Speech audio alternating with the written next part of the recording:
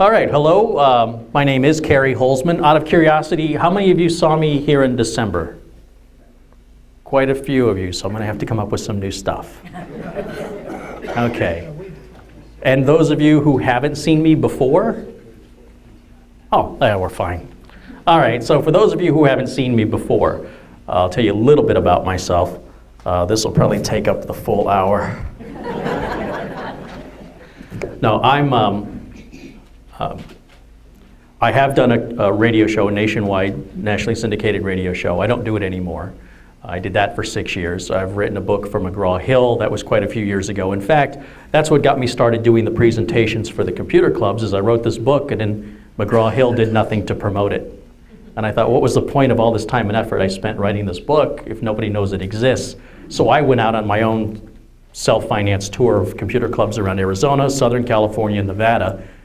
And although I don't promote the book anymore because it's like, well, it's a book about technology, and it's kind of like buying a bunch of bananas. After a while, you just got to throw them out because they're no good anymore. The book just doesn't really apply to much anymore. It was covered Windows 98, Millennium, and XP. Of course, XP support is ending, and I'm going to talk about that in just a moment. You'll see me pace around a little bit. I can see who's sleeping that way if I don't see the heads follow me. No, I just have a lot of energy, and I'm short. I want to make sure everybody can see me. So at least if you can't see me, it'll just be temporary till I'm back in your line of vision again.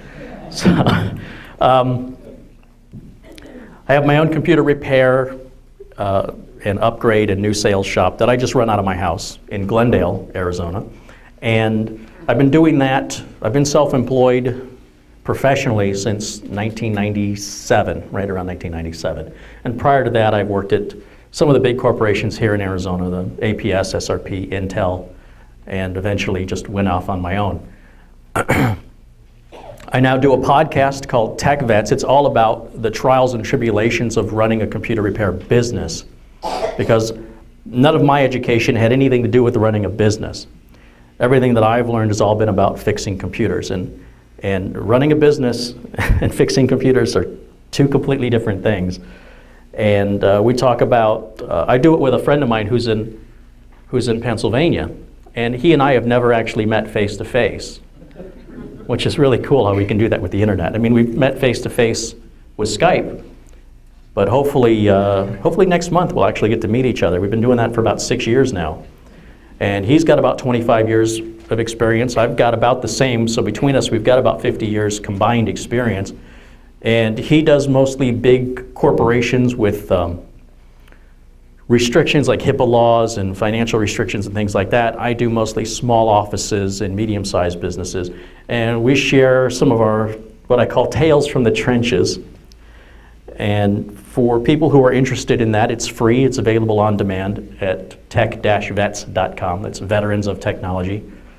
And the other thing I've been doing are my YouTube videos. Now, the YouTube videos are just a mix of everything. It's whatever I'm in the mood to do. I really love the freedom of that. And for example, this presentation, there's a camera back there, and I'm recording this. And provided the battery doesn't run out and the memory card doesn't run out, and I remember to turn the microphone on. If all the stars line up, then this video will be up of this presentation on my YouTube channel in a couple of days. And there are some how-to videos. My specialty on the YouTube channel is how to build a computer. So if you've ever wanted to do that but were afraid that it was a lot of money and you didn't want to risk damaging anything, I think if you watch my videos, I walk you through step by step, just like a cooking show would do, where these are the ingredients, this is how they go together, and it's sort of like adult Legos. It's very simple to do, as long as the right precautions are taken, and they're not, it's mostly common sense. I use that word very cautiously. What I do in my presentations is I like to involve the audience. I like to find out what's on your mind, what questions you have, because ultimately, you know, I've driven a long way to be here, and I don't want to waste your time, and I don't want to waste my time. And I can't read your mind, and I don't know what you're interested in, and I don't know what your technical level is as a group, let alone individually. And every group is different. And some groups are quieter than other groups. But I can tell you from my experience that those who participate with and ask a question generally enjoy the presentation more than those who just sit and watch. Not that you won't enjoy the presentation if you just sit and watch. I just think you'll like it more. Now, I want to talk about a couple of things that are happening right now in technology in the news. And if that triggers any question at any point, go ahead and raise your hand and don't be shy. So, as I alluded to earlier, and you've probably heard this enough by now, XP is going away. Well, technically, XP is not going away, but support for XP is going away. And when support ends, XP will then start to fade. So it's not that XP is going to stop working on April 8th, which is the date it's going to happen. But it's going to start becoming a security risk because any exploits that are discovered or have been discovered but haven't been announced because they want to wait till April 8th, Microsoft will not address. It will be ignored. And every exploit discovered every minute of every day thereafter will continue to be ignored. So just being connected to the internet is all it takes if it's the right exploit. It doesn't mean you have to go to Internet Explorer. It doesn't mean you have to open your email. Just being connected and turned on. Now that's not the state of it today, but that's where it's heading. It may not get there for a year. I don't know. My crystal ball's not working. Hasn't worked for some time. But I will say, probably nobody here runs Windows 98 anymore. And it's not because Windows 98 won't work today. It's just if you buy a new printer or you want to put a piece of software on there, latest TurboTax, it's not going to install. And if you try and find a way to install it, you're going to be, let's call it an effort in futility. So it just starts to fade out. Now, ideally, you'll get rid of XP before support ends. I do not recommend upgrading any existing XP computer to Windows 7 or Windows 8. There actually is no upgrade path from Microsoft from XP to 7. You have to go to Vista first. Besides which, the computer that's running XP was never designed to run Windows 7. So when I use the word run, I mean to move quickly. When Microsoft uses the word run, they mean to function. Okay? So will Windows 7 function on a Windows XP computer? It will, but it's going to be painfully slow. It's going to be like trying to tow a yacht with a Yugo. It will do it, but you're not going to get there quickly. And it's going to be a lot of work on the car. So what you got to keep in mind is that as these operating systems continue to evolve, they get bigger, they get more resource intensive, supposedly easier to use. Not so sure about that. But they get exponentially larger and require much more power. And as such, the computers of yesteryear, well, we have to go back further than that. Prior to Windows 7, say more than 4 or 5 years ago, I would advise just buy a new computer that has Windows 7 on it. Now, HP, one of the concerns I hear is that where do you get a computer with Windows 7 on it? They'll have Windows 8. A lot of people don't like Windows 8. I don't think Windows 8's as bad as people make it sound. I don't like it personally, but I don't think it's that bad. That said, HP has brought back Windows 7 on a lot of their systems, backed by popular demand because their customers want it. But there is a simple utility that you can install on Windows 8. This is Windows 8 right here. This is actually 8.1. And this utility will give you your start button back. And with the start button back, you can find your programs again, which for me was the killer deal for Windows 8 for me is this tiled interface. They've got this thing. I don't like this. This only lets you run one thing at a time. It's confusing. How do you close it? How do you get back? It's they're trying to tie in the interface with what you see on a smartphone or a tablet to your desktop, so everything is consistent. But what Microsoft fails to consider is that people will make sacrifices for the portability of a smartphone or a tablet. And there's no reason to make any sacrifices on a desktop or a laptop. It just doesn't make sense. So as a consumer operating system, it's okay, but as a business operating system, it doesn't fly. It's just really not well thought out for business use. So I don't have any business clients that use this, and I don't recommend it. But with this free utility, and by the way, there's a number of utilities that will do this, countless. Some cost money, some are free. The one I use and the one I recommend will offer you the option to boot to the desktop without going to that tiled interface. You never have to see that tiled interface. Now, for full disclosure, 8.1, Windows 8.1, will offer that feature automatically. That's a feature Microsoft added. Something they should have never taken away. But I digress. Microsoft also brought the start button back, but I was doing a presentation like this, and I said, I predict when 8.1 comes out, Microsoft's going to bring that start button back. And someone in the audience said, no, it's not going to happen. Microsoft has dedicated themselves to removing that start button. I think they'll ultimately answer to pressure from the consumers, from the customers, and bring it back. Well, we were both right. In Windows 8.1, Microsoft did bring the start button back, but when you click it, it takes you to the Metro interface.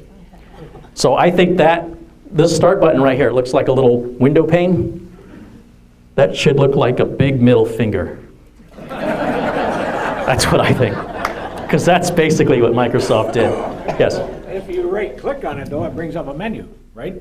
Say again? I say if you right-click on it, it brings up a menu. Oh, no, does it? Yes. A menu to do what? All kinds of stuff. Well, to me, right-clicking is not a natural thing to do. And I like to think like a consumer would think, like your average customer is going to think. They want to click on that button and see their programs. Here's what Microsoft tells you to do. This is the part that this gets me. You bring up this interface, and let's say you're like me and you've got 100 different programs installed. I can't have 100 icons on my screen. How many can I fit on there? There's 4, 8, 12, 14, plus these 3 on the side. That's 1/5 of my programs. How do I find, I don't know, Word? I said, oh, it's real easy. All you have to do is just start typing Word, W-O-R-D. Oh, and there it is. Okay, here's my problem. When I first learned computers in 1980, whatever it was, this is what you did. There was no such thing as a mouse. And the idea behind Windows and the introduction of Windows, and the whole point of it was to make the interface easy. So all you do is point at a picture and click on it. Point and click.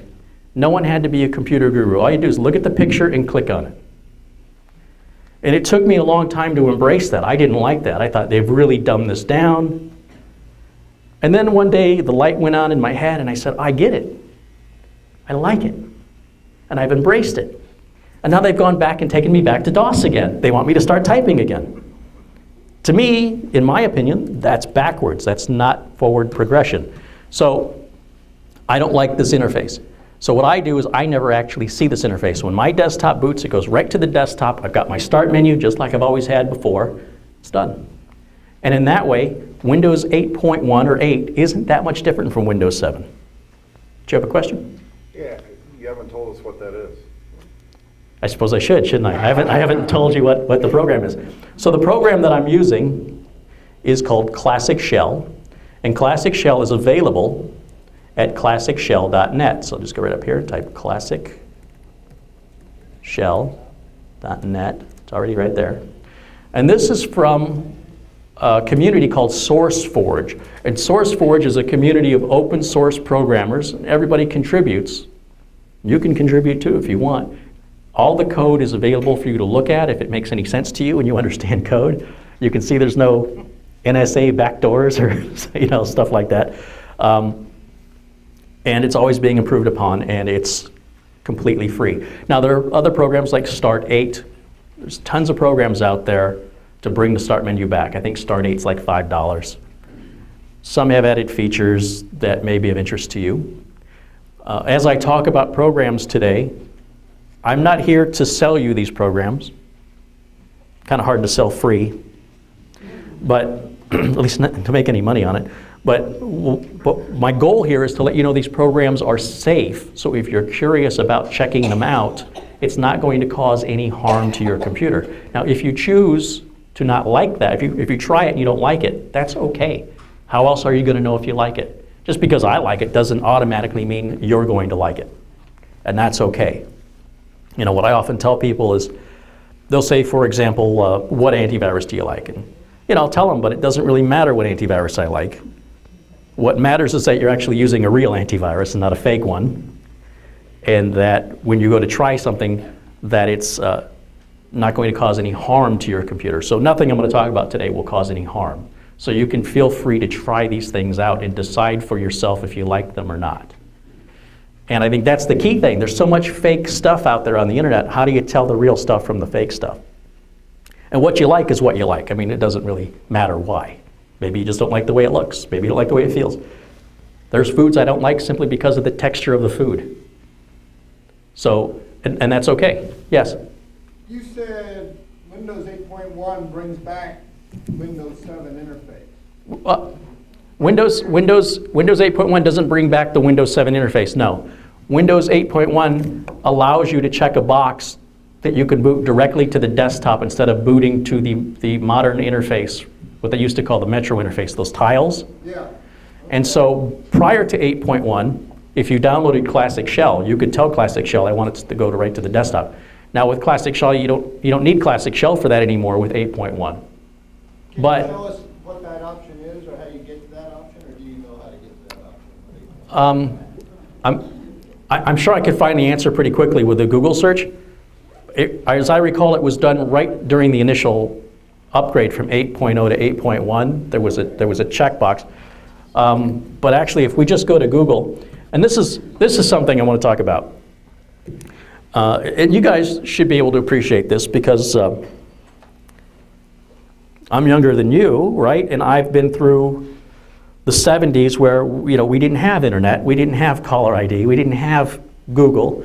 If you wanted to write a song, or you wanted to write a book, or you wanted to make a video, you needed someone else's approval and a means to distribute that. But today, all you have to do is type on your keyboard, and you can create a novel and publish it print on demand for Amazon. You can start selling it. You don't even have to print it. It could be right to Kindle and have no hard copy at all. Everybody here in this room could do it. You don't need anybody's approval anymore. And there's a lot of crap out there, but we all have to start somewhere. And a lot of times where people get stuck is just getting that first step. If you want to make videos, you just turn on the camera and make a video. Nothing stopped me. Maybe it should have, but it doesn't. And so there's the largest collection of human knowledge that's ever existed available right there at your fingertips. And almost any question that you could have, you could find an answer to, and I recommend using Google. Now, one of the dangers of using any search engine are wondering, how do people get infected? Well, they click on search results and end up clicking on something that's not what it appears to be, and they end up getting an infection. And I use a free service, it's called Web of Trust. And if you see this little green circle right up here in the upper right corner, let me show you what happens. I'll show you a couple of things that happen. Let's say you've got a Dell and you need to call Dell support. And so what do most people do? They go to Google, they type in Dell support to get the number. And how many Dell support options do you think are going to come up? A lot. And how many do you think are real? Yeah, probably one or two. And the way you can tell is just by simply looking at the .com. Is it Dell.com or is it something else? I mean, here's when it says stressfreepc.net. That is not Dell. Okay, so how do you know the good ones from the bad ones? Well, apart from looking at the .com itself, you see these little green circles that appear all over my page? That's happening from Web of Trust. Now, Web of Trust is also free. It's also community driven. And if I scroll down a couple pages, you'll probably see a couple red ones there. They'll be green, yellow, and red. And the ratings are determined by users, just like us, who submit ratings. You do not have to submit ratings if you don't want to, but you can if you do. So I'm looking for a red one, and all right, here we got a red one right here, right? So this is coming from IYOGI. I don't even know what that is. Let's see what happens if we click it. Let's say, for example, you've installed Web of Trust, but you're not paying attention to the green or red circles. You're just clicking on search results. And if you happen to click on one that's red, you're going to get this page. And you're going to see This option here is the site is safe and I want to rate it. Or you can also ignore the warning and go to the site. And if you do that, don't call me. All right, that's your choice. What you're ideally going to do is just hit the back button and go back to your search results and don't pursue that page any further. No problem. If you go to a site, and this hasn't happened to me, but if you go to a site that says it's bad when it isn't, because you know you've been there several times, you can ignore it and go to there, and you can submit your own rating to try and steer that rating the other way. Since a corporation or a single entity isn't deciding the ratings of these websites, it's being decided by the community, I think they're truer, more unbiased, less political. I could be wrong. Who knows what organizations or schemes some places have set up to try and alter the results. But Web of Trust is available at mywot.com, my Web of Trust, and you need to install it for each browser you have. If you have Firefox, if you have Chrome, if you have Internet Explorer. Mouse pointer? No, I think we're okay. Okay, thank you. For each browser, you have to start the browser and then go to my WebOT, my WOT, my Web of Trust, and then hit the download button. It's a pretty small download. And then once it's installed for good.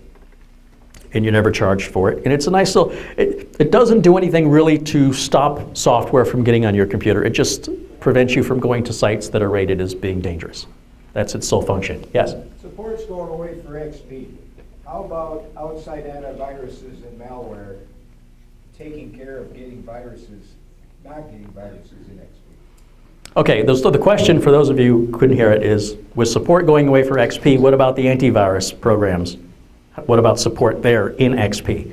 Well, Microsoft has stated they are going to continue to provide antivirus updates to their Microsoft Security Solutions, which is the free, or Microsoft Security Essentials, which is the free antivirus.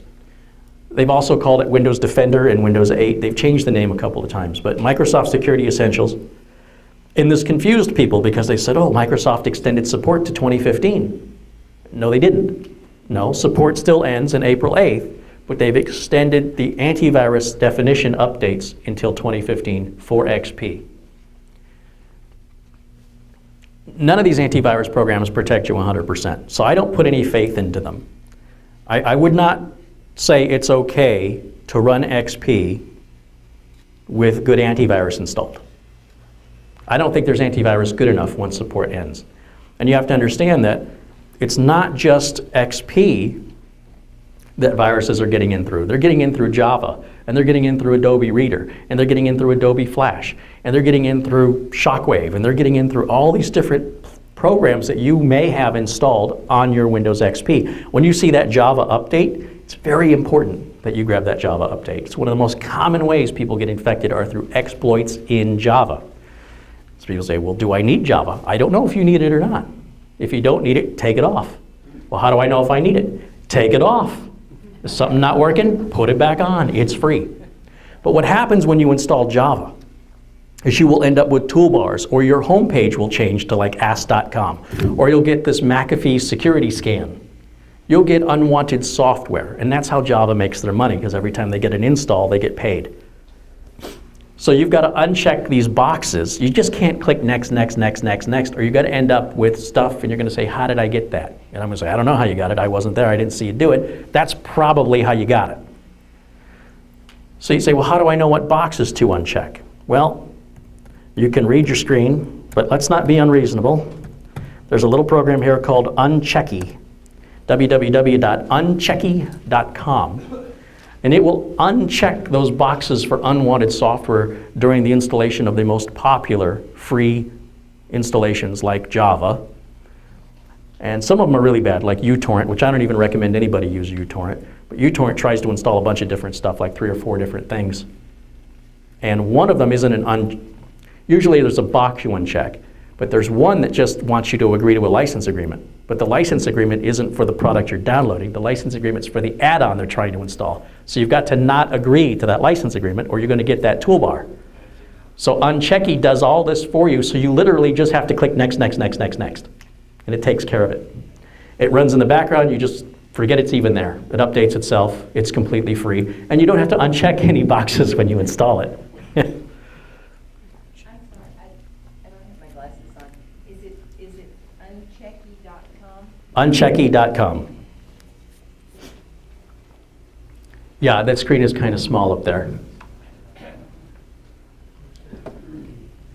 Uncheck with a Y. Now, that we talked about some security and keeping things off, let's go back to Google. And we'll type in the question to pretty much, we'll find the answer to pretty much any question we come up with. So, how to get, let's see, how to start desktop Windows 8.1. And the very first link we've got looks like a good answer. There's also a video. And this was just answering the earlier question, which is if you have Windows 8.1, how do you do that? And I'm just looking for some steps here. Step 1, you right-click on the taskbar and go to Properties. So if we right-click on the taskbar and go to Properties, and then it says to go to Navigation. So I've lost my window.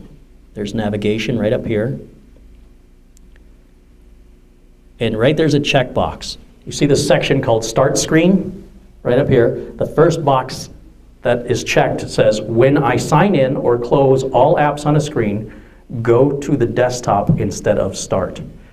And what they're calling Start, remember this is Microsoft, we have to have 5 different names for everything. This is the Metro interface, this is the modern interface, this is the Start interface.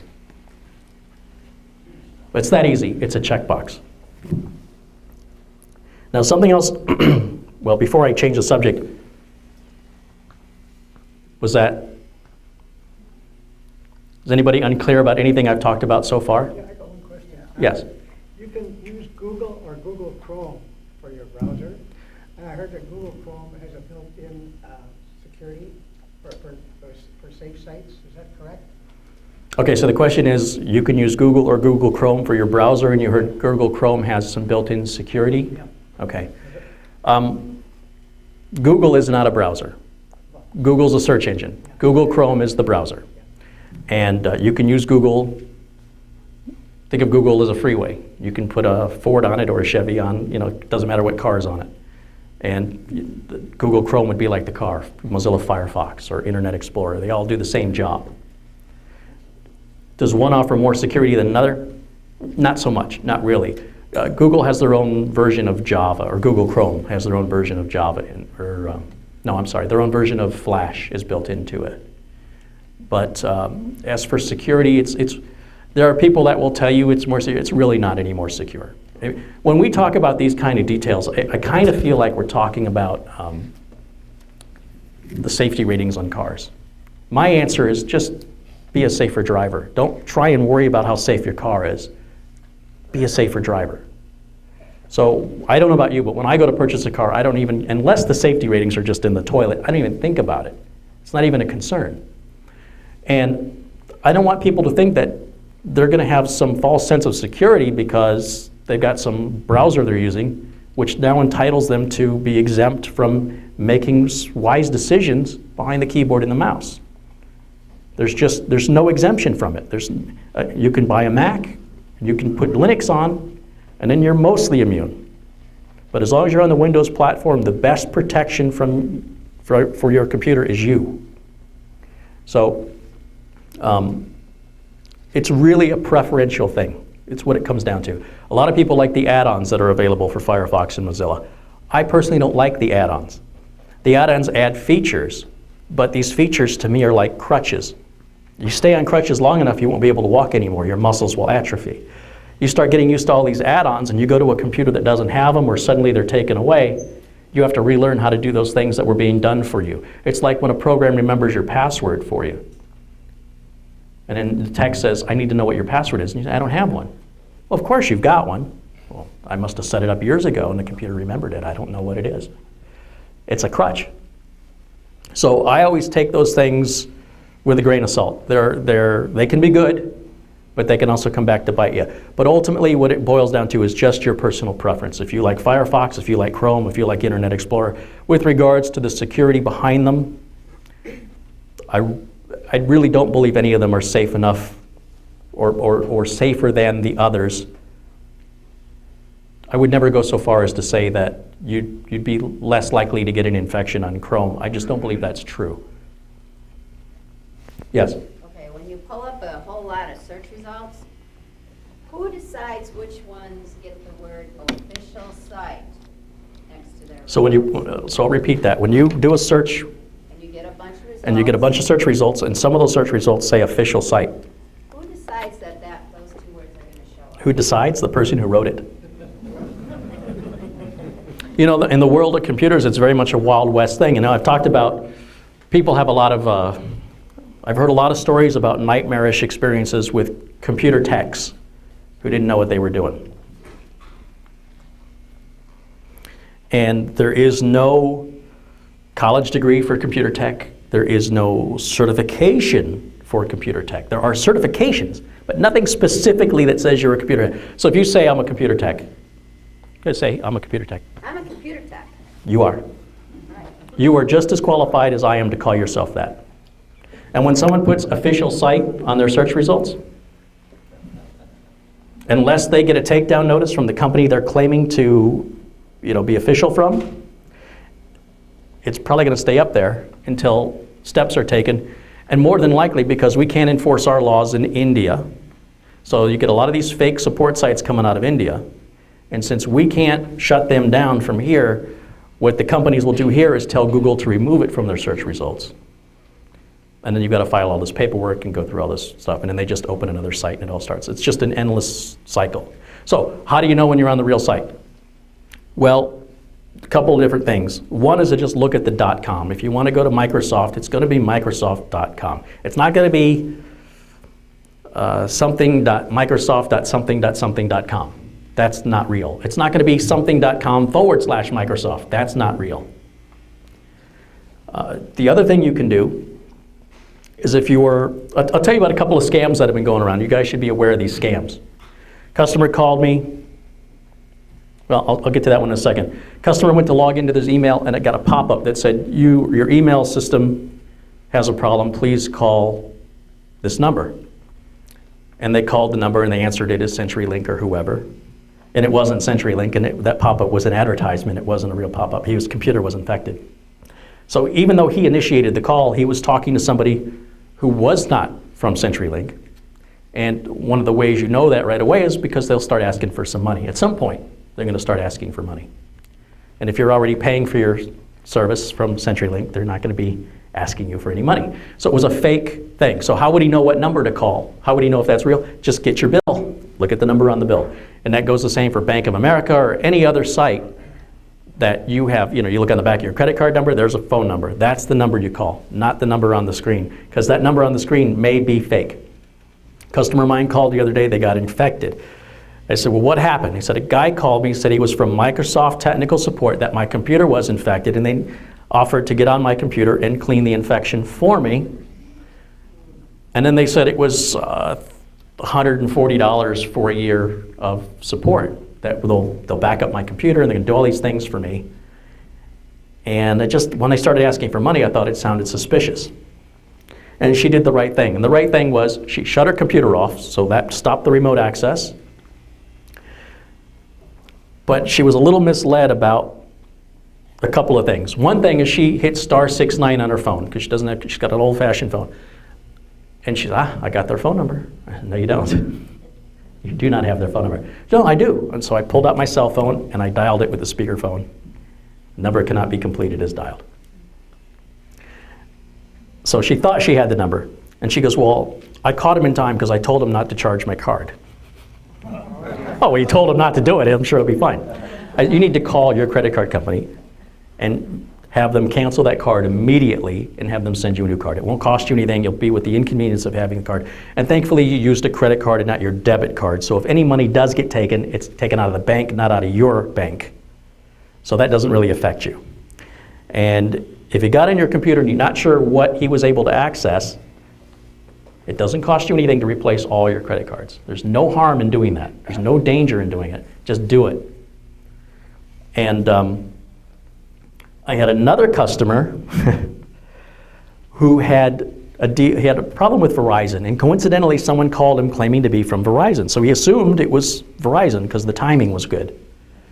And they said, just to verify we're talking to the right person, can I get the last 4 of your social and your zip code?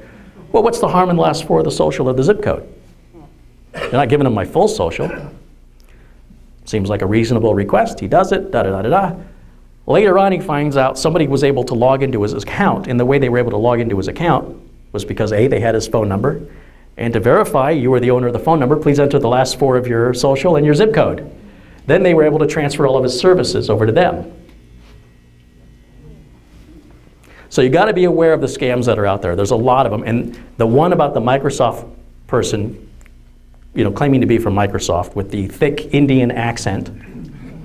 I mean, it's hard to tell nowadays, right? Because a lot of the stuff legitimate is all coming out of these call centers either way in India. And there are some great YouTube videos, by the way, if you want to see how this works. If you just go to YouTube and type in fake tech support call, and people have put their phones on speakerphones and recorded it. I wish they would call me because I would love to do that. And they are so obstinate that they are not stealing and they are not thieves, and they are offering you a service even though they are thieves and they are stealing and they're offering you no service at all.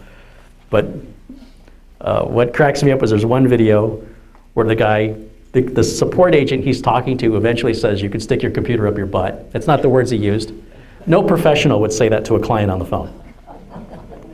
So if there was ever any doubt, I mean, this guy was like, we are not scammers. This is not, no, we offer help to people. And the guy got, trust me, that's not going to happen in a real business. So I don't want to make you paranoid here.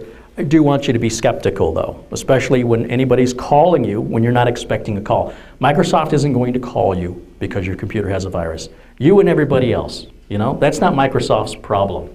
Microsoft's problem is answering to their shareholders. That's the only problem Microsoft has. So unless you're a shareholder of Microsoft, don't expect a phone call from them, or unless you called Microsoft and asked them to call you back, then of course Microsoft would call you. And the same goes with Verizon and your internet service provider and your bank. I would say if the bank called me, I'd say let me call you back. And I would call back the number on the card.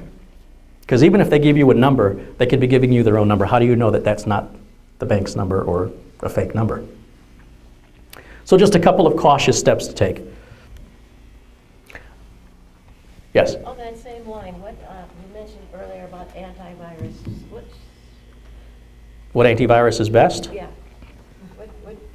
I know you said whatever works for you. Well, a couple of things about antivirus. One, no antivirus protects you 100%. Okay. Two, because Intel bought McAfee, and John McAfee's been very entertaining.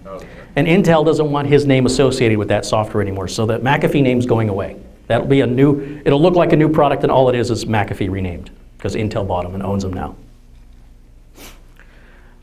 The big guys, of course, are Norton and McAfee. Those are the two biggest fish in the ocean there. And the reason they're so big is because they get their software pre-installed on a lot of these Dells and HPs that people buy, and people just take the path of least resistance and just pay it. I don't believe in paying for antivirus. I feel like it reminds me of the 1930s during Prohibition, and the mobsters would come up to you and go, "You got a pretty nice place here. Be a shame if something were to happen to it." Then you're paying protection money. I don't believe in that. That's my own personal problem. So I like the free antivirus, but the problem with a lot of the free antivirus, like Avira, Avast, AVG, I'll start with A. Sorry, I just realized that. They'll throw pop-ups on your screen, and they'll make you uninstall it and reinstall it every year for the new version, and then sometimes it's hard to find the new version, the new free version. I've had people email me when I used to install it on customer systems, AVG, they'd say it's not free anymore. It is free. It's the way they phrase it is kind of tricky because they want to sell it to you. So Microsoft Security Essentials is truly free. There's no pop-ups, and it self-maintains itself with Windows Update. But there are a number of magazine articles and web articles that say that Microsoft Security Essentials finds the least number of viruses of any of the antivirus programs. Okay, all right. During that day and that testing, there's over 75,000 new viruses released each and every day. So what day you tested, what time of the day may affect the outcome of, it definitely will affect the results of how effective one antivirus is versus another. So what I personally do is I use Microsoft Security Essentials, but not by itself, because by itself you might as well have nothing. But at least it resolves Windows bothering you about, hey, you don't have antivirus, so those messages go away. And you don't have to deal with uninstalling and reinstalling every year or pop-ups and all the other stuff that happens with other antivirus programs. And I put on Web of Trust, which I've already shown you, and I use a program called Malwarebytes. So Malwarebytes is, well, malware is malicious software, which is a lot of categories. And it even covers some viruses. Malwarebytes is MALWAREBYTES, and it's a .org, but I think .com will work too. Now, Malwarebytes has a free version and they have a paid version. Now the free version will only help you to remove infections you already have. It doesn't do anything to stop them. So I don't like the free version. The paid version, right now, they're still in version 1.75, I believe, of Malwarebytes. You can buy a lifetime license for under, I think it's around $25, and it's good for the life of the computer. But once Malwarebytes goes to version 2, they're only going to offer an annual license. They will honor all the lifetime licenses purchased prior, because they're losing money. It's a heck of a deal. So there's your antivirus solution wrapped up with 2 free options, good for the life of the computer, and 1 paid option, good for the life of the computer. And it's done. You never have to pay money for antivirus or protection ever again.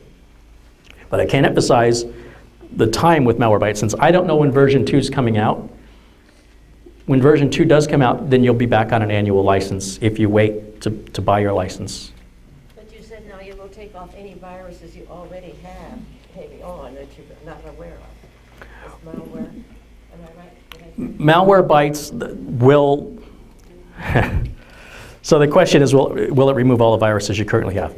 It will remove any viruses that it detects that you currently have.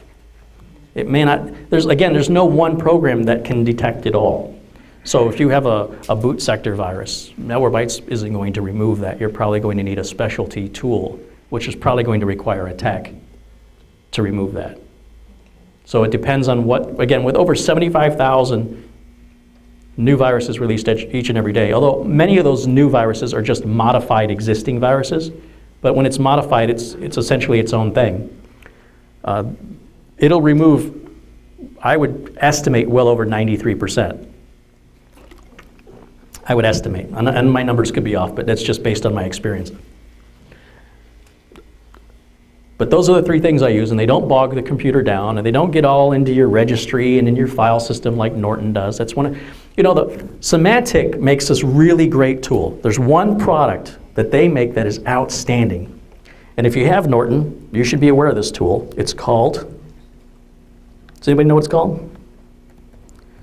The Norton Removal Tool. And this is made by the company who makes Norton, because even they can't get their own software off with their own uninstaller. They have to make a separate uninstaller. Now you see right here, www.norton.com. Oh, that's an advertisement, so that's not the one we want. But right here, support.norton.com. That's the one we want. Remember, those first links or 2 are often advertisements. You can see it's got a box around it. And it does say ad related right there. So don't be tricked by that. So right there, from Symantec, is the Norton removal tool. And if you ever want to uninstall Norton, this is the way I recommend you do it. This is the official way from Symantec.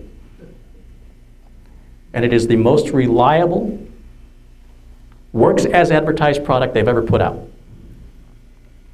And it's free. Now, I don't have anything against Norton. I don't have anything against McAfee. As far as their services that they offer, they're fine. It's just that they charge so much money for it. That's where I have the problem. Other questions? Other security related? Yes. Is the Norton remover, is that better than Revo? Is Norton removal tool better than Revo? Yes, because it's designed specifically to only do one thing. So Revo is an uninstaller. I really don't get Revo. I wish somebody would explain it to me, because as I understand it, you want to uninstall programs from your computer. So what I'm going to do is download a program and install it on my computer so I can uninstall programs from my computer. Is that about it? Yeah, I don't get it. Here's the thing. Windows 7, or even Windows XP really, they don't get bogged down with the registry from installation and removals of programs like Windows 95 and 98 Millennium did. In fact, the recent tests and studies that I've read show that these programs like CCleaner, Glary Utilities, Revo Uninstaller are completely and totally unnecessary and make no difference, or at least no significant difference, in the performance of the PC. The best it can do is free up some hard drive space from a bunch of temp files. But hard drives are so big today, even that, so you free up 2 gigs on your 2 terabyte hard drive, your 2,000 gig hard drive. It becomes almost like just a feel-good thing. Like, well, it says it cleaned it and I feel better about myself now because it's clean now. But if you actually take a stopwatch or do some form of measurement to see if your computer runs faster, at least in everything that I've read in my own personal experience, it's made really no noticeable difference whatsoever. Just makes you feel good, I guess, that you did it. But it's just unnecessary now. Just like defragmenting a hard drive, that's unnecessary now. Hard drives are so fast. And solid state drives have no moving parts. And all the defragmentation is going to do is kill it. It's going to wear its life out of it that much sooner. You'll have no benefit to it at all. It is totally and completely damaging to the device. So we have to unlearn some of the things we learned from 25 years ago or 20 years ago and adopt it to the new technology. And the same is true for camera memory cards and flash drives. You never ever defragment those. These things have what are called cells. And when data is written, the data is written to a cell. The cell can be written to a certain amount of times, and then the cell dies. That's how it works. How many times can it be written to? It depends on the device. A modern solid-state drive, they estimated, if you were to put the average amount of data on the drive every day, I think they averaged it at a couple hundred megs of data every day, it would take 74 years to wear the cells out on a modern solid-state drive. That's not to say the drive is going to last 74 years. There's lots of other reasons why drives will fail. You know, the controller can fail and things like that. I've been using solid-state drives in my clients' computers and my own computers for, I think it's got to be over 4 years now. And I know I'm going to kick myself for saying this, but I have not yet seen one go bad. See what happens when I get home. But I haven't seen one go bad. Now, whether or not I've seen one go bad or not doesn't mean it's okay not to make backups. You always want to make copies of important stuff. And in the computer world, we like to have our own words for stuff. I don't know why. Why can't we just say make copies? We can't say make copies. We have to say make backups. And it's not enough to have a copy. You need a copy put somewhere else. You can't just plug a drive in to your computer, plug an external drive in, back it up and go, I'm fine. Because what if someone burglarizes your home and steals that?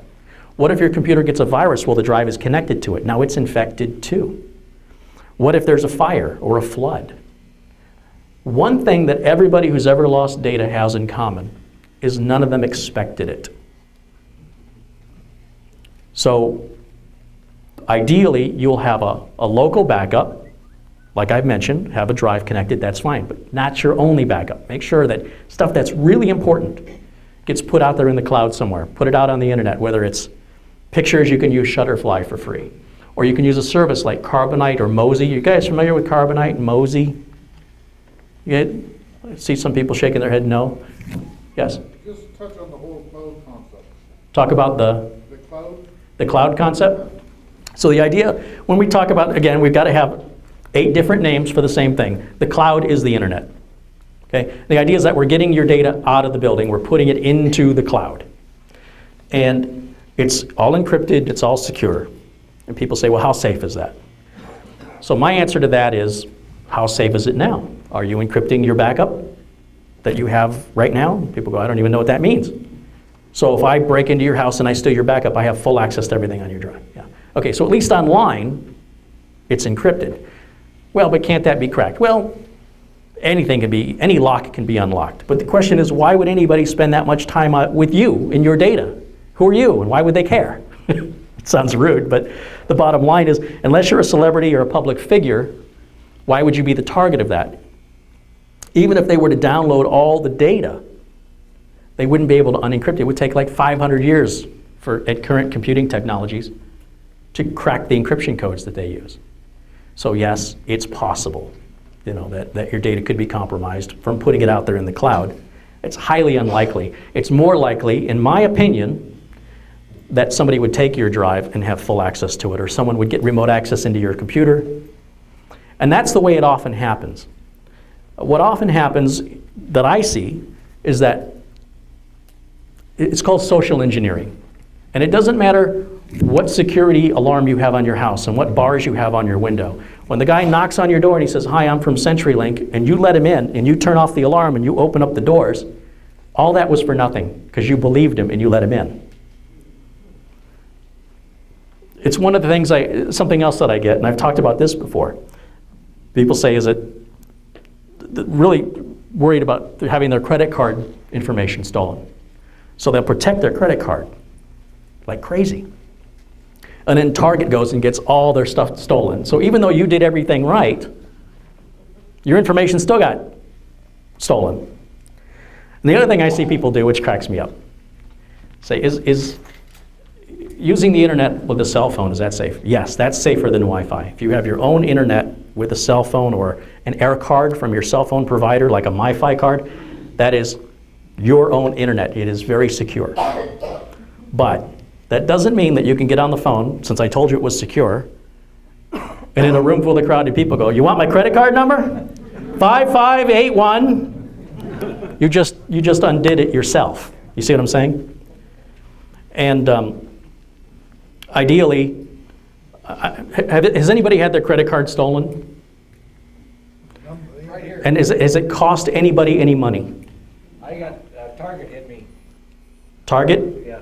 And were you charged anything? No. No. Did anybody have to pay any money? So that's why you don't really have to worry about that. Let them steal it. They're just taking somebody else's money. If it's your debit card, different story. And technically by law, with a debit card, you're responsible for up to the first 500, and with a credit card, the first 50. I've never seen them charge it either way. But it happens. It's not the end of the world. Now, when you get your identity stolen and your credit report's affected, that can take 2 to 4 years and $5,000 on average to get that finally fixed. It is a battle. So you don't want that to happen. So, when you compare things that could happen, credit card theft is no big deal compared to identity theft. Yes? LifeLock. LifeLock. What's my opinion on it? Yeah. I get sued for saying it. Remember, you're recording it.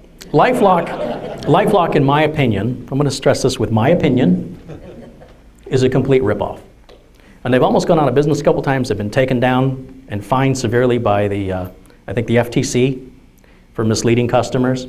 And they're Phoenix-based, so I like the idea that they're local. GoDaddy is also local. I like to give them my business, and GoDaddy's a great business. But LifeLock, this guy, Todd Davis, I think the guy, let's see how good my memory is. I'd like to see if I'm better than Google.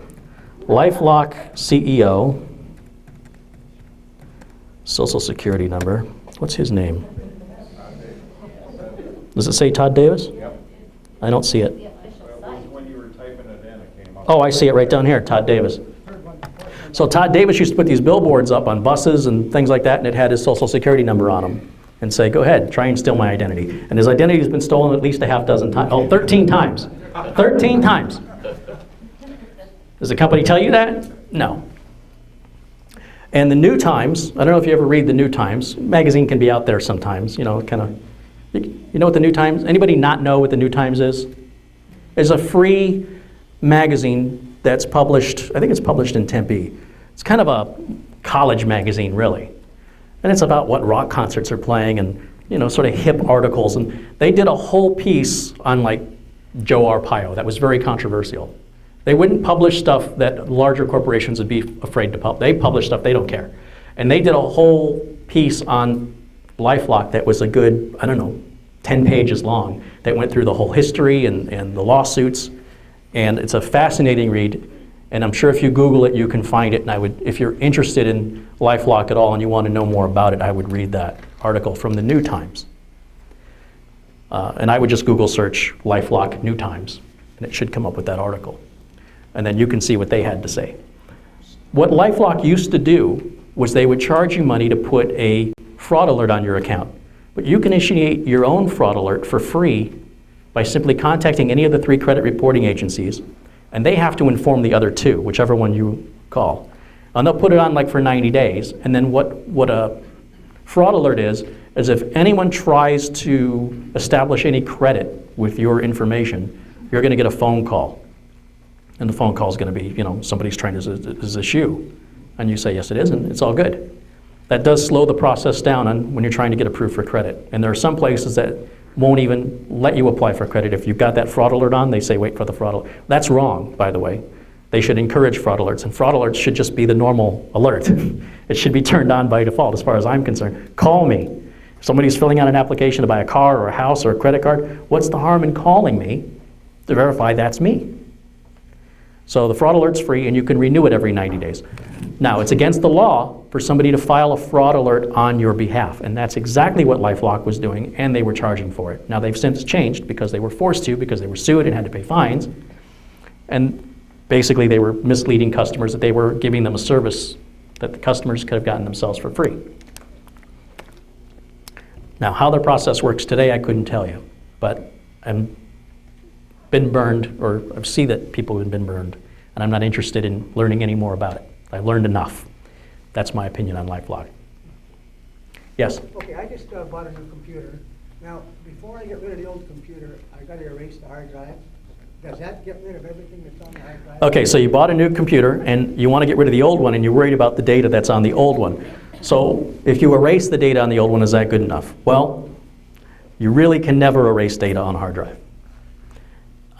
And it's true on copy machines too. There are copy machines from doctors' offices and lawyers' offices that have hard drives in them, and they scan like a computer scanner, and they save the file to a hard drive. And they lease these Xerox machines, and then when they get them back, you can pull the hard drive out and get all this personal information. It's fascinating. You wouldn't think a copy machine. But when it comes to removing data from a hard drive, I have a video.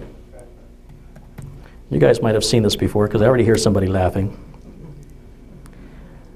And the video is, well, let's see if I can just say how to permanently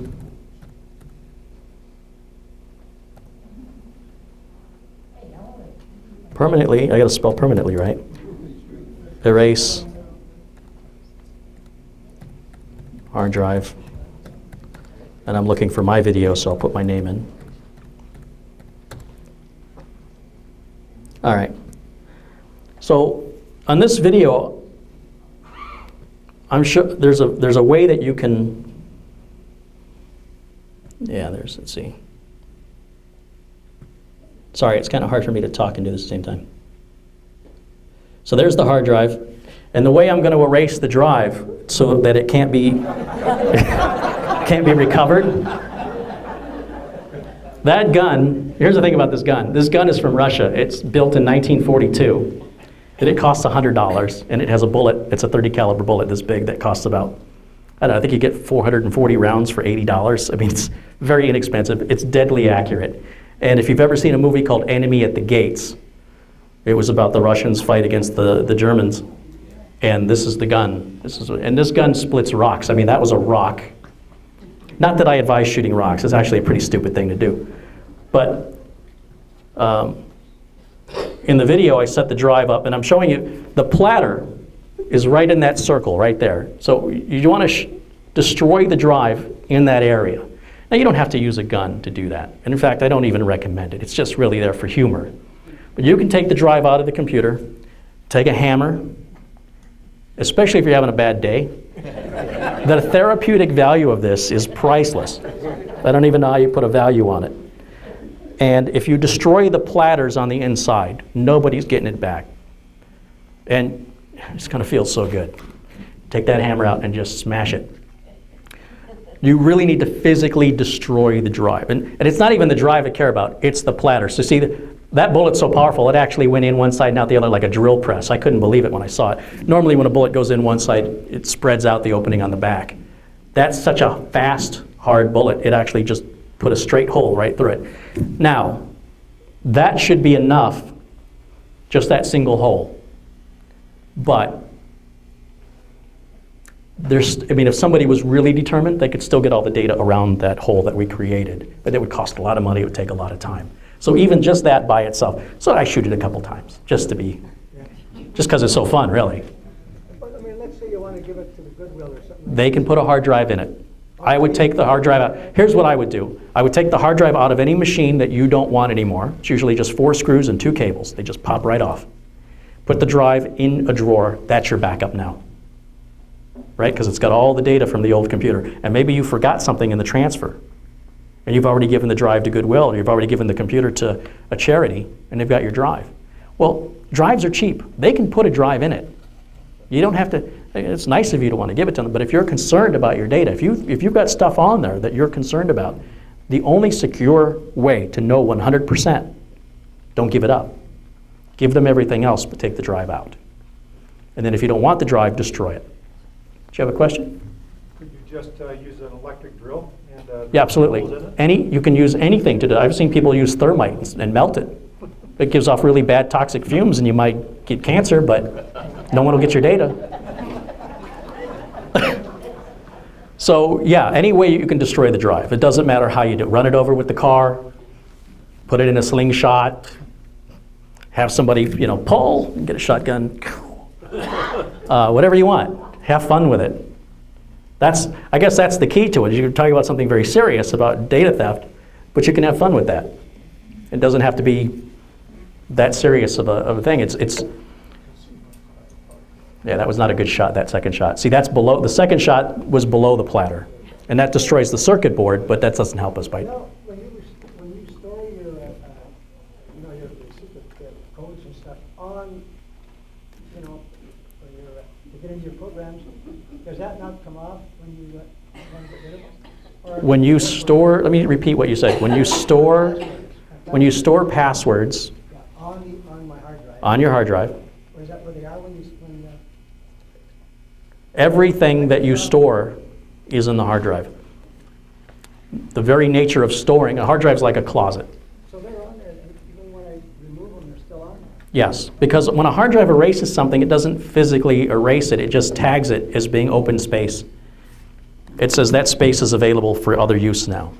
And the hard drive is going to write wherever the first open space is. And so if you deleted your data over here, and you've got all this open space over here, the hard drive may go over here and fill this space first before it fills this space over here. And because hard drives are fragmented, you may actually have some of the space open here and some of the space over here, and then only part of the data gets, or part of the space gets overwritten. And it eventually will overwrite in time, but oftentimes there are shadows of the data that was there before. And that's why they have a Department of Defense secure erase, which it could take days to run, that reads and writes 7 times on the drive. Every single sector on the drive. And even then, I've been told data can still be recovered. So it's very time consuming. It seems to me it'd be a waste of time, personally. My answer may be a bit extreme, but I don't think you've got to be the Pentagon to value your information to justify destroying the drive, because that's your life we're talking about. Those are your sites. So what's it worth to you? Is it worth the $50 a new drive will cost? You don't want to use the old drive anyway. It's so old and slow. Even if you take that old drive and put it in your new computer, you're going to slow your new computer down, and that'll be the first part that fails, I guarantee you. One day you're going to go to turn it on. Every hard drive ever made will die, whether it's a solid state drive or a traditional mechanical drive. And the older the drive is, the more likely it is to fail. Yes? When you do a so-called delete of the file, you're just altering the file allocation table? Yes, when you do, I'll repeat back what you said for everybody else. When you delete a file, all it's doing is altering the file allocation table, which is like, I don't want chapter 3 anymore in this book. And so what it does, it goes to the table of contents and it takes chapter 3 out. But chapter 3 is still there. It just removed it from the table. That's what a file allocation table is. It's basically a table of contents. Yes? Well, you format your hard drive, does that not get rid of this stuff? Does a format get rid of it? No. All a format does is a format verifies the sectors can be accessed, that there's no bad sectors. If sectors are bad, it marks it as bad, and then reallocates another sector to replace it. A format, now there's something called a low-level format that we used to do back in the day, way back, and that would wipe it out. But even then, there's still people out there who say you could still pull the data back with the right equipment. Yes? I'd like to go back to the XP issue again. We have an old XP, and we backed up the data, but my question is that now just a paperweight, or can I reformat or put a new operating system on that XP drive? So on the old Windows XP computer, what can you do with it? That's ultimately the question. You can put Linux on it. Linux doesn't require much, and if you want to learn something new, Linux is free if your time is worth nothing. So. We're retired. Or retired. Does Linux have all the support and everything else that Windows are? Well, Linux is a different beast, and the support works a little differently, but the short answer is yes. Yeah, it's a current product. There's lots of variations or flavors of Linux to choose from. Linux Mint is a common one that people start with. Anybody here a Linux user? Okay, I really don't know anything about it, so if I'm saying something wrong, feel free to speak up and correct me. But I believe Linux Mint is one that's often the first one people recommend to be introduced to Linux. Am I correct in that? Is anybody? Or Ubuntu. Or Ubuntu? Yeah. Okay, or Ubuntu. There's flavors of Linux. There's different versions, they're all essentially, it's just like cars. There's different Ford and Chevy and Toyota and Nissan and Lexus, et cetera, et cetera. Yes? How about Vista? That's still going to be available, isn't it? Vista? Vista support, yes. I don't know when Vista support ends, but I can tell you. You know, when I have Google in front of me, I'm a genius. Without Google, not so much. Now, if you buy Windows 7 today, people say, well, hasn't 7 been out for like 4 or 5 years? And I say, yes. Well, when does its support end? Well, I know that answer off the top of my head. Support for Windows 7 ends in 2020. So if you were to buy a Windows 7 computer today, you're good till 2020, which should be plenty of time. For the operating system, not for you guys. Like, what was he implying? So Vista support. What's great about Google is it'll actually finish typing for me. You can see right here, end of life. That's what I want to know. Vista end date. So here's Windows lifecycle fact sheet, where the first links that comes up is probably what we want. And it should show us all the current operating systems that are available today and what the scheduled support range is. So as you can see on Windows XP, support, I keep saying April 8th. It's April 14th, so it's a day. No, I was right. It's April, I'm on the other side. April 8th, it's right here. I was right. Vista is April 11th, 2017. Windows 7 is January 14th, 2020. And Windows 8 is January 10th, 2023. So Vista's not too far behind. As far as I'm concerned, they could step that up to 2014. Now, any computer that's running Vista will run Windows 7 and Windows 8. You don't have to replace the computer. Yes? Could you talk about password? Passwords? You want me to talk about passwords? And password protection. Yeah, absolutely. You know, one of the common things we're told is to have a password that's made of a bunch of random characters that you can't possibly remember. Or they'll say, make up a sentence and then pick the first letter from each word in that sentence, like, I love my dog Jake, he's 13. And so I'll take the H or the I and spell it out, and maybe a capital letter here or there. Turns out that's not so secure. It turns out the most secure password is if you take, say, 4 random words and put them all together. That's more secure. And there was a great article on this I just read, and it deals with something called levels of entropy. And the more levels of entropy, the harder the password is to crack. Now, what I use for my passwords is a program called RoboForm. And RoboForm, you'll see I've got the icon right up here. And if I click on this, you'll see all these websites that goes on and on and on for all the logins and passwords for all these sites that I belong to. See, even I got Target in there. So when I go to say, let's say I want to go to eBay. Let me show you how RoboForm works. I can actually go to RoboForm, the icon here on the toolbar, go to Login, it's all alphabetized, find eBay, click it, and I have to put a master password. This is the only password I have to know. And this should be a really secure password. Okay? That, by the way, is not. You can tell by the number of dots that appeared. You want at least 12 to 14 of those. Okay? So you'll see it took me to eBay. It puts my name in, it puts my password in for eBay, and then it hits submit, and now I'm logged into eBay. So RoboForm will take you to the site, put in your name, put in your password, do it all for you. Is that free? RoboForm is free if you only have about 20 passwords you need to store. For more than that, they charge, I think it's $12 for the first year and $20 for every year after that. There's an alternative to that called LastPass, also a very good program. Used to be free, and I believe they still have a free version that's limited, like RoboForm, with how many things you can do. And they will also fill in all of your information when you go to buy something. It says what's your first name, what's your last name, what's your address, what's your city, what's your state, what's your zip. I never have it put in my credit card information or Social Security. I always enter that stuff manually, but you can do that if you choose to. RoboForm stores all the data out in the cloud, all encrypted, so that you can go to any computer anywhere in the world that's connected to the internet, log into RoboForm with your RoboForm name and password, and be able to log into any of your sites right through without installing any of the RoboForm software, which is pretty cool. And I think LastPass does something similar. So LastPass, I believe, is, I think it's $2 a month or something. Now, when your browser comes up like that, the browser just said, would you like to save your password? That's saved openly where anybody can pull it. That's not saved securely like RoboForm and LastPass do. So I never recommend you let your browser save your password. That's just totally insecure. So LastPass is, I want to say it's $2 a month, or it was something very similar.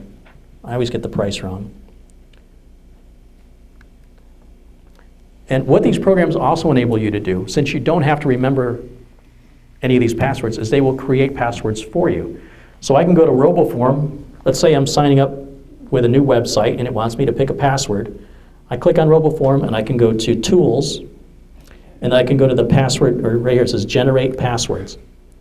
And it'll say, how many letters do you want it? So I said 16, and then it generates this random code that I can copy and paste as my password for the website, and then when I do that, RoboForm will say, do you want to save that password for that site? Click yes. I don't have to think about it anymore. Yeah. Is there a difference between passwords you need for, okay, obviously banking and stock accounts need most secure, but it seems like everything requires a password, even if you're not buying anything from them, you just want more information. Yeah, well, you should treat them all the same as far as I'm concerned. There are discussion groups, forums, where you have to log in with a name and password, and that just keeps somebody from saying they're you, ultimately is what its purpose is. With a program like LastPass or RoboForm, it becomes irrelevant. The password could be 200 characters long, who cares? All you have to do is remember that one master password. Now, if you set a master password that is cracked or stolen, you've just given somebody access to every login and site you've got. So there, again, every lock can be unlocked.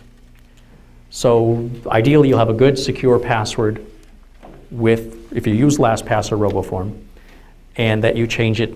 There's an old expression, this guy named Clifford Stahl, kind of a cool guy. He said you should treat your password like your toothbrush.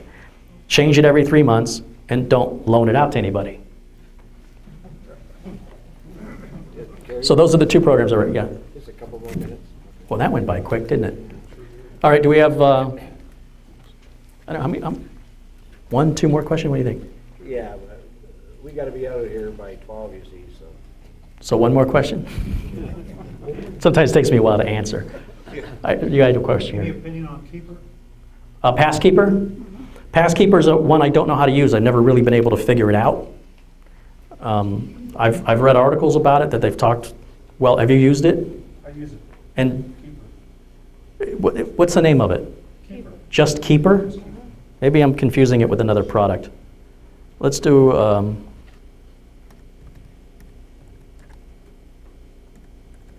and it's, KeyPass is the one I was thinking of. KeyPass. That was the one I found confusing. Keeper Security? Well, Keeper. I think it's Keeper Password and Data Vault? probably the same thing. I've never heard of it. So I don't really have any opinion of it. Okay, that's it. That's it right there, huh? More than likely, I'm going to guess it's like RoboForm and LastPass. $10 a year, but they have a free version. Say again? $10 a year per device, but they have a free version. $10 a year per device. And see, RoboForm is $20 unlimited devices. So you can put it on your phone, your tablet, your computer, and have remote access to it. You can actually download the free version on the other devices. You can get the free version on other devices. Does the free version fully function? Anyone can get the free version. Say again? Anyone can get the free version. Right. So I don't care how many devices you have, but for some, it's a backup. They back it up if you pay for it. Well, the free version's all well and good to get that for free, but does the free version then limit them to what they're able to need that program to do? Do they have to have the paid version? I use the paid version, so I can't answer. Yeah. So I've never heard of this. I'd have to look into it, but certainly another option to consider. I'm going to stick with products I know. So my recommendation is either LastPass or RoboForm, and if you want to check out Keeper, there's obviously somebody here who uses it, who has a good experience with it, and it's probably a good product as well. There was a question over here. Yes? When you talked about security and putting those 3 things in, do you have to be in any specific order? When I talk about security and I talked about Web of Trust, Malwarebytes, and Microsoft Security Essentials, do they have to go in any particular order? No. And then do you have to get rid of McAfee? Or what? You want to make sure that any other antivirus that you currently have is removed before you install any new antivirus.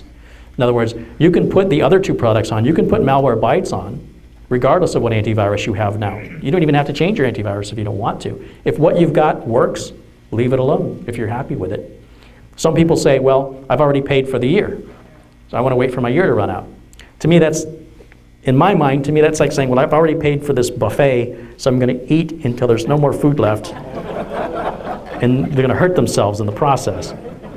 So, but that's, it's an individual decision, but you can still use Web of Trust with any antivirus. You can use Malwarebytes with any antivirus. And then if you decide you want to use the Microsoft Security Essentials, all you have to do is take off whatever antivirus you've currently got first. You only want one antivirus installed on your computer at any given time. Any other questions here? I think that's going to wrap it up. Thank you so much for joining me today, and I'll see you. I'm sorry? You said in the beginning that you may have this program available in a couple of days. Yes. Do you have a website that we go to? Oh, thank you. If you go to my website, which is my name, careyholzman.com, it's going to take you right to my YouTube channel, where you'll find the video of today's presentation, as well as previous presentations and my other videos. And I've got my business cards right up here that have my name on it.